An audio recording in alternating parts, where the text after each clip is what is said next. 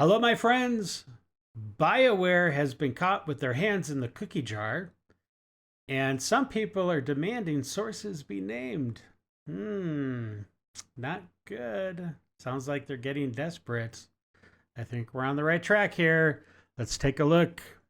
Let's do it.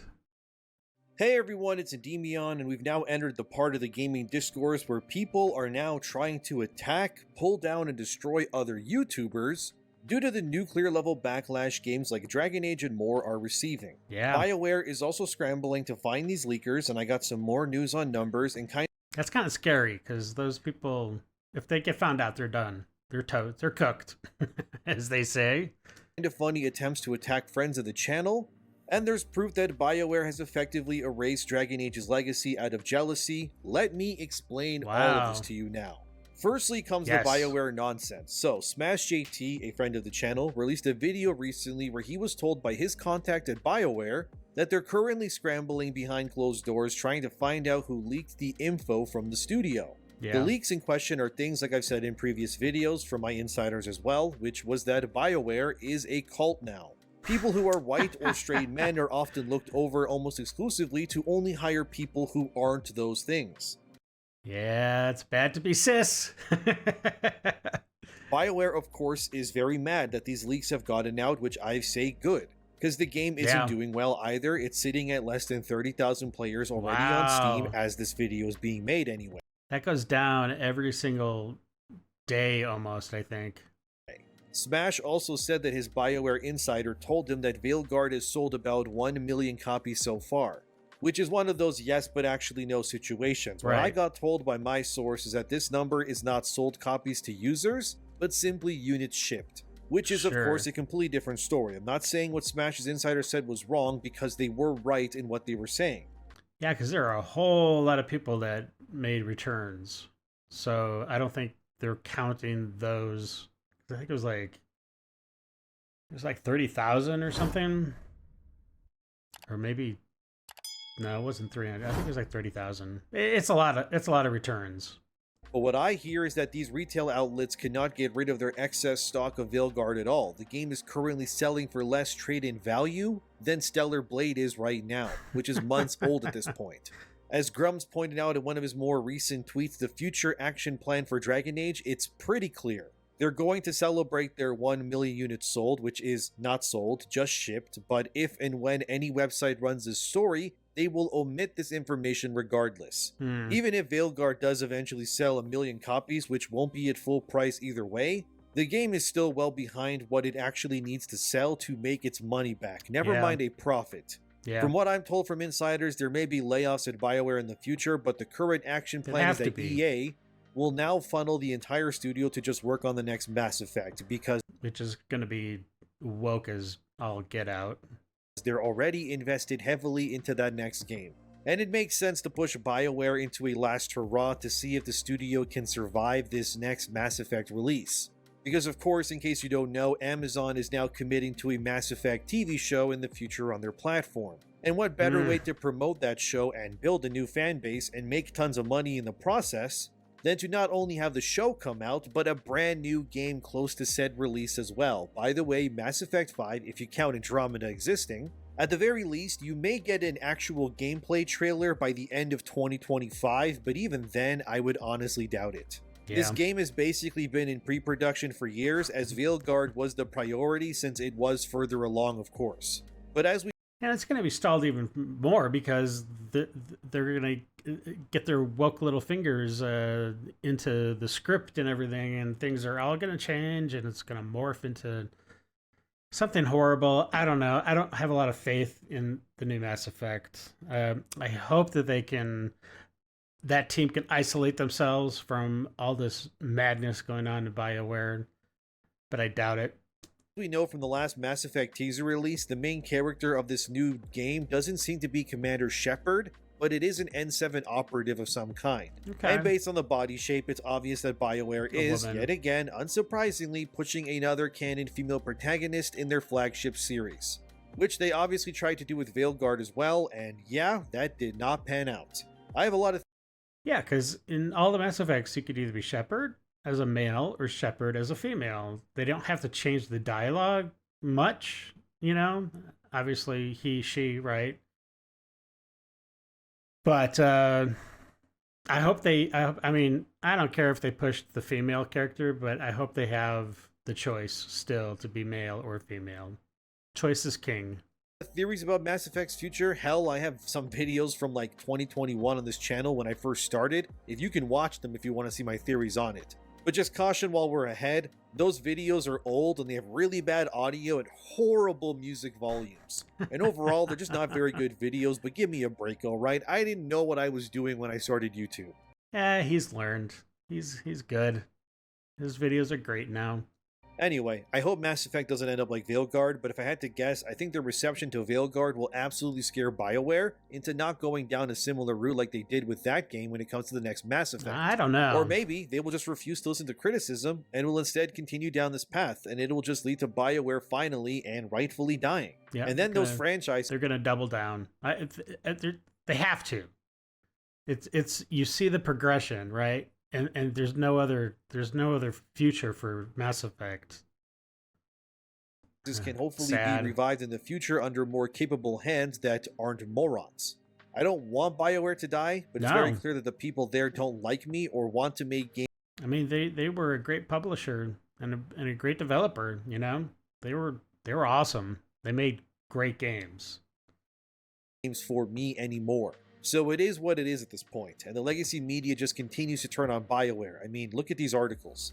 Like this article from AV Club, which reads, Dragon Age The Veilguard is a garbage collection sim that wishes it was an RPG. Man, that's brutal. Jeez Louise. BioWare's follow-up to Dragon Age Inquisition wants you to feel like you're the most special sanitation engineer in the universe.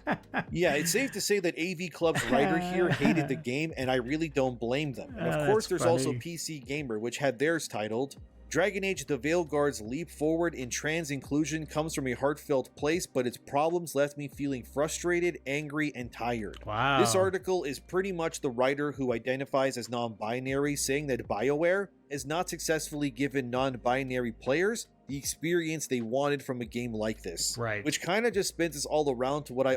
And it didn't give people that don't think they're non-binary a good experience either. So nobody has a good experience. Always say when it comes to forced representation in media, which is that when you cater to these small fringe groups like non-binary or trans, usually what ends up happening is the experience suffers because of these choices. Yeah, I mean, they're like, what, like maybe 1% of the population? So why are you catering to these people? It doesn't make any sense. The reason being is that studios, writers, etc. then spend time and resources to appeal to a very small fraction of players out there. Yeah. When those resources could have been much better used to fund and refine things that actually mattered more to the overall product and the player base at large. Wow, yes. It's just the reality of things. These dev studios are spending time on the wrong things, clearly. Yep. And based on what this PC Gamer writer here is saying anyway, what BioWare has given them isn't enough to satisfy their needs either way. So they cater to these people at the expense of the majority of the players out there, only for that small vocal minority to still be upset and not be thankful that BioWare bended over backwards to appease them. You see what I mean? It's like the whole making female characters less feminine to appease to trans players argument. Look at the 2B skin in Rainbow Six Siege from Ubisoft, for example. They turned 2B into a man pretty much here. Wow. Instead of just catering to the larger player bases out here, which are men and women, and giving them idealized characters to look at, they instead, like always, just make everyone uglier across the board, which ends up appealing to no one at all. Right. It never works, but this is what they do. Now, to have actual non-binary people turning on BioWare like this, it's just the cherry on top. Even their own skewed demographics of players aren't supporting them. But yeah, that's a good sign. You know, they just failed in every aspect. You know, they try to force it down our throats. And even people that are trans or identify as whatever, they're not liking it either. So that's a horrible failure on BioWare. this is not surprising, sadly, since BioWare has long since undervalued and looked down at the people who made their company what they are for years now. And they lost a lot of people, a lot of good people that really made the company great. David Gator, a former writer at BioWare, said this, who back in 2016, he left BioWare and placed these words against the finished product that Veilguard is now. Here's what Gator said in 2023. Writing is one of those disciplines which is constantly undervalued. It's something that everyone thinks they can do. I can write a sentence. I know what story is. And frankly, the difference between good and bad writing is lost on many. Anyhow, so why pay much for it, right? Yeah. In games, you even see this attitude among those who want to get into the field. I don't have any real skills. I can't art, I can't program, so I guess I'll become a writer. It's better than QA. As if game writing didn't require any actual skill, which requires development. Even BioWare, which built its success on a reputation for good stories and characters, slowly turned from a company that vocally valued its writers to one where we were quietly resented, with a reliance on expensive narratives seen as the albatross holding the company back. Maybe that sounds like a heavy charge, but it's what I distinctly felt up until I left in 2016. Suddenly, all anyone in charge was asking was, how do we have less writing? A good story would simply happen via magic wand, rather than be something that needed support and priority. At the end of the day, you can say that you like good writing, whether it's in a game, a movie, an online article, or whatever, but if you don't value it enough to prioritize it and support it, and yes, pay writers what they're due, that's not what everyone else is hearing. So Gator laid it out there for all to see that in his experience working at BioWare for years, that they all stopped valuing the concept of writing and story about 8 years before Veilguard came out. Wow, that's such a huge mistake for the studio to do that. 8 years before Veilguard? Oh my gosh. So this was their mentality going into this game from the pre-production phase. They were doomed. They were doomed. Doomed. From day one. And it's really such a backwards way of thinking, because writing and story is what BioWare is known for. All their best games have amazing writing and characters, and I would argue it's because of the writing and characters that leads to people doing multiple playthroughs of their games in the past. Yeah. I, like many of you, have replayed Mass Effect in order to play as a Paragon or a Renegade, choosing different options to see how things changed based on those choices leading into the next game. Choice. I'm telling you, it's all about choice. Choice, baby. In Dragon Age's case, I replayed Origins, for example, so many times I lost count, because I wanted to know what would happen if I chose all these different things, like stuff like, what if I picked Logain over Alistair? What would that look like for Ferelden going forward? I would argue that the writing and characters were more of an incentive to replay these games than the actual combat ever was. And it's the same with Baldur's Gate 3. Sure, people can enjoy the gameplay, but it's the way that they can rewrite their journey and their relationships with these characters. That's what keeps them coming back for more. Yeah. Once I beat Veilguard, there was little reason to ever replay it again. I beat the game 100%, I saved the day, everyone survived, I did literally everything, so I knew what I was talking about when I made these videos. The only thing that I could change, I guess, is who I romance in a different playthrough, and then going back and not doing anyone's quests so they all die at the end, I guess. But I frankly don't want to waste what little free time I have already replaying a game that I didn't enjoy enough, so I would rather not do that personally. And there's no point, and even less so considering this other giant revelation I came to when I watched this other content creator's video. So there's a YouTuber named Kuto. Hopefully I'm saying that right. Anyway, they have a criminally low subscriber count. They should definitely have more, because their content is good objectively. Kuto made a video recently called The Baffling Treatment of Dragon Age Past in Veilguard that I do think more people need to watch. In his video, which I will link in the description and you should watch it, Kuto explains how BioWare's writers ended up committing the most sacrilegious act in Dragon Age history, and most players likely didn't even realize it if they did play the game. To be honest with you, I didn't at first fully comprehend the meaning of this statement and everything either while I was playing it either, because my brain was just rotted from all the stupid I was seeing all over me in that game anyways. But once I watched Kuto's video and he recontextualized it, it became apparent that Veilguard is not just a sequel or a spin-off. It is the new start of Dragon Age, but for all of the worst reasons. Let me explain. So that's what I was thinking. I mean, I haven't played the game, but I've seen a lot of videos and stuff about it, and that's actually what I was thinking. It's like, this is just a brand new jumping off point for the game, and I don't know, the history of from that's going on. This is the new Dragon Age, but I don't think it's gonna be the second. I don't think this is gonna be what the second the next one. If the studio's even open, I don't think it's gonna be like this because they're losing so much money off of this stuff. In the game, you will meet your Inquisitor from the previous game. Their entire point of being in the story is to tell Rook, your main character in Veilguard, that the Elven Gods coming out and spreading the Blight has had disastrous consequences on the southern section of Thedas, the world of Dragon Age at large. What the Inquisitor explains, as well as Morrigan does in his stead at times too, they all tell Rook that the Blight has reached all across most of southern Thedas, and into places like Ferelden, which is where Origins and Dragon Age 2 takes place, for example. And even Orlais. Inquisition, by the way, also takes place in the southern part of Thedas within Ferelden and Orlais too. And by the end of the game, the source of the Blight is concentrated in Minrathous, which is in the north of Thedas, which is where Veilguard takes place in exclusively. Ultimately, by the end of it all, what ends up happening is that it's confirmed that the Blight from these Elven Gods has quite literally destroyed southern Thedas pretty much completely.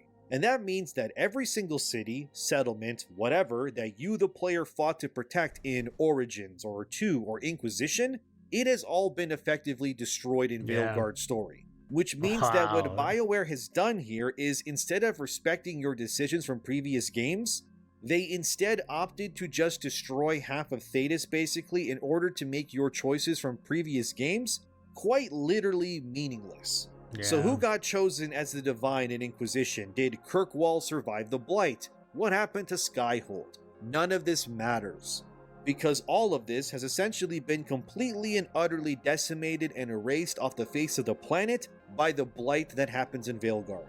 So why would your choices matter as to who you saved or made the Divine in the Chantry, if the Chantry pretty much as an organization largely doesn't exist anymore anyways? BioWare literally pulled a Force Awakens and said to the player, you will let the past die and you will be okay with it. Remember how in Force Awakens, the Starkiller base blows up multiple planets and even Coruscant gets obliterated? Right. Which, as we all know, is a key planet in many Star Wars stories and games. Basically what BioWare did here would be like if Star Wars started Episode 7 and Starkiller base pretty much just blew up all of the planets and places that were important to the previous 6 movies in one single attack. So Right. Tatooine is now gone, Mandalore is gone, every single location that mattered to previous stories doesn't matter, because none of it exists anymore, because we blew it all up. All that matters now is what we make going forward, and we are now free of the past because we erased it. That's what BioWare Wow. does to their own Dragon Age series with They're unburdened from what was. Veilguard. They weren't content enough to leave Southern Thedas alone. They didn't like that you enjoyed those games because they weren't non-binary enough or whatever else. Instead, they didn't want you to play with your old toys, so they instead just burnt and melted all of your toys that you played with, and then forced you a new toy that's a man in a dress and said, play with it or you're a bigot. BioWare effectively killed the Dragon Age series completely from a past perspective with Veilguard's story.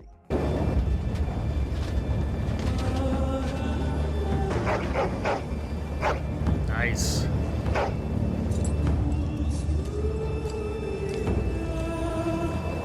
And they need to remake this. The plan will work, Your Majesty. Sounds like your mother was hard on you. Nah. I think your fingers are just perfect. Yeah.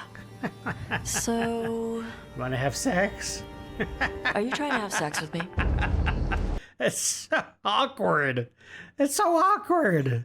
Who would say that? Your fingers are perfect. Oh, sweet. I think they want to have sex.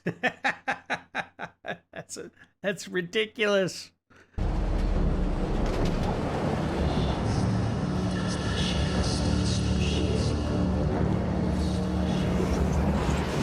That's awesome.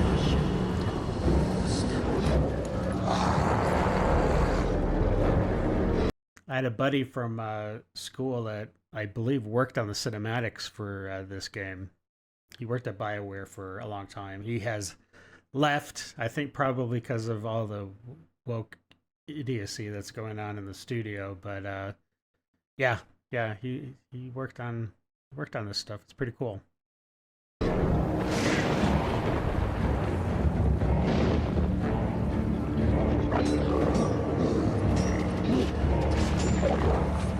Just trading fashion tips. So what I wear is a problem for you? It's not. It's just... Why dress like that? Are you trying to make your mother happy? Dialogue is so bad, and the performance is super bad too. Like the delivery is horrible. Whoever played Tosh should never do another game again, unless they get better. I could kiss you right now. I'm going to kiss you right now.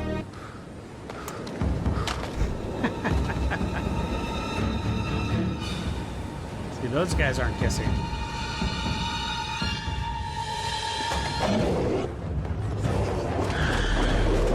Not to spoil specifically who I'm talking about here, as a non-binary person myself, Veilguard includes some of the most authentic representation of coming to terms with general gender stuff.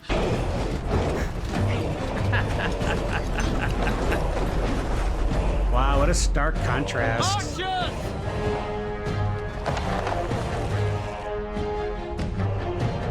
Wow. It's been a long time since I played these games. She felt it all over. Her attraction to the hero. A powerful but properly contained tingle. Tingle. Nearly exquisite.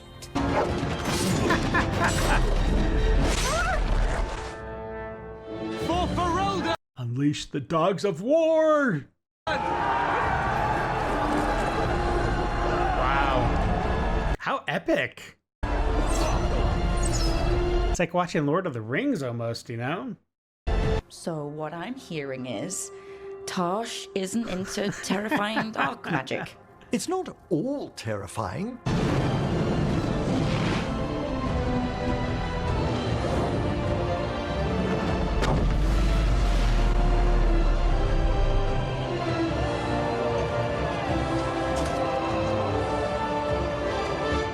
I want you to have it. I don't really want this. Then they also introduced some stupid new shadow enemy at the end of Veilguard called the Executors, who claimed that they were behind everything since Origins, and it was all their plan and blah blah blah. Who cares? Look, it doesn't matter anymore, because everything is dead now. It's all rubble. They say in Veilguard that Denerim is basically gone and dusted from the map going forward. And this is the new way of doing these soft reboots and how these new creatives see your favorite stories and characters. They would rather nuke it all from orbit and start over while spitting in your face than respecting the legacy of their own franchises. Yeah, it seems very lazy for the writers that ended up, you know, writing this game. That's just pure laziness. I think they just try to make it easier on them, you know, than trying to weave it in and do it properly. It's like with Joker 2. People really like the first Joker, made $1 billion, but the wrong people liked that movie according to the people who made it. So then they went ahead and they did Joker 2, not because it was needed, but they wanted to ruin the character and that world and destroy it so fundamentally that it would retroactively ruin the previous film's legacy. Yeah. And that's what Veilguard has done. BioWare has erased their own legacy and years of hard work and destroyed the blood, sweat, and tears these other developers who were far better than they were, who made objectively superior games because they wanted to. Was it from a place of jealousy, regret, or maybe it was hatred? It's likely all of those, plus that they're morons. And now they're reaping what they sowed. They're losing millions and goodwill of fans in the process. Of course, the Game Awards will announce their nominees soon. I guarantee you that Veilguard will be nominated multiple times. For sure. That is a 100% guaranteed. I've said many times I think that it will win Game of the Year, not because of its combat or its story, but because of the politics that are behind it. And I also wouldn't be surprised if they give a character like Tosh best performance or even Balara. But honestly, I wouldn't be surprised if Tosh wins because Tosh represents everything that, the Game Awards cares about, I guess. But Tosh is also everything that OG fans like myself couldn't care less for. Right. And what better way to make Tosh be more loved in the Dragon Age world than if BioWare were to just go back and kill half of the game's setting, and likely in process killing tons of the characters that you enjoyed and loved in previous games too. Where's Iron Bull? He's probably dead. So is Sten, by the way. Understand, you look like a woman. Flirting. I don't know this word. Speak the common tongue. You are a Grey Warden, so it follows that you can't be a woman. Women are priests, artisans, shopkeepers, or farmers. They don't fight. So, I'm non-binary. Why would women ever wish to be men? That makes no sense. It means I don't feel like a man or a woman. Do they also wish to live on the moon? That's as attainable. They're a man or a woman. Then what are you? Non-binary. I just said, and I'm going to use they instead of she from now on. One of those things can't be true. A person is born, Gunari or human or elven or dwarf. He doesn't choose that. The size of his hands, whether he is clever or foolish, the land he comes from, the color of his hair, these are beyond his control. We do not choose, we simply are. After all, last time we heard of That's some truth right there. Sten, he was the leader of the Antam Kunari. And if you did play Veilguard, you know that you spend the entirety of Veilguard killing the Antam Kunari and the Venatori mages as well. So it's very likely that Sten got blighted off screen and probably got killed by Gillenane. All of this is happening because you as the player are enjoying the wrong things according to this new BioWare. Instead, you need to like non-binary characters more, so we'll make it easier for you and just kill off the majority of the characters you liked instead. And we're gonna put so many chicks in it and make it gay and lame that you can never escape it either. Put a chick in it. Make it gay. Cartman's so funny. The true blight of Dragon Age isn't the old evil in the games, it's BioWare themselves. Frankly, at this point, I look at Veilguard the same way I look at the new trilogy of Star Wars films. They're non-canon, they don't exist to me, and I don't recognize them as anything besides a bad dream that I had once. And if the cost of having Veilguard exist is to admit that the entirety of Origins 2 and Inquisition must be erased, in my opinion, that is not worth the price that they're asking for. Dragon Age, as of right now, is dead, dear viewer, and BioWare killed it because they didn't want you to have nice things, just like Joker 2 and many others did as well. Now let's continue with this other story. So, kind of funny. I don't like them. Anyway, Andy Cortez, who works there, and I covered him in my previous video, is proving time and again that he is a vile person who hates YouTubers outside of his circle. And he ended up proving me right within the same day that I posted that last video. So Smash JT again was targeted by Andy Cortez of Kinda Funny. Andy decided to post pictures.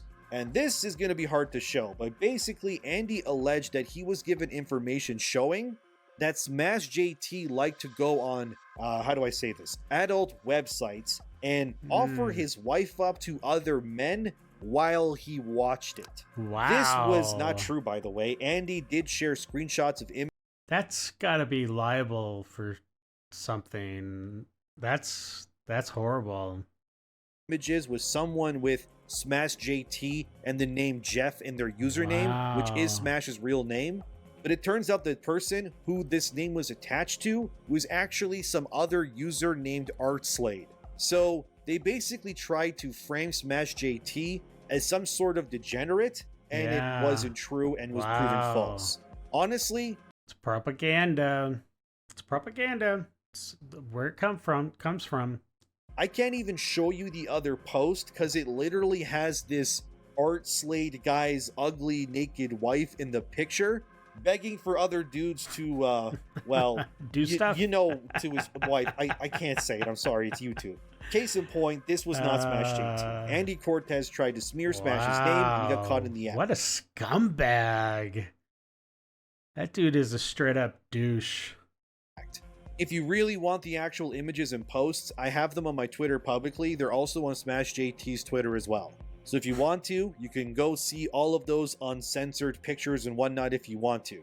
I just can't share it here on YouTube because, well, it's YouTube, obviously. Yeah. Andy also tried to delete the evidence, but I got it all, and I have it on Twitter. But this is what I'm talking about, fellas. Wow. The same guy who defends games like Veilguard and champions DEI and all of the wokeness will go out of their way to falsify claims against other YouTubers in order to ruin their public image. Yep. Technically, what Andy Cortez of Kinda Funny did here is illegal, and he could get sued for it. Yeah, I think he probably... I mean, I would if I was in that position. Totally. That's liable for slander.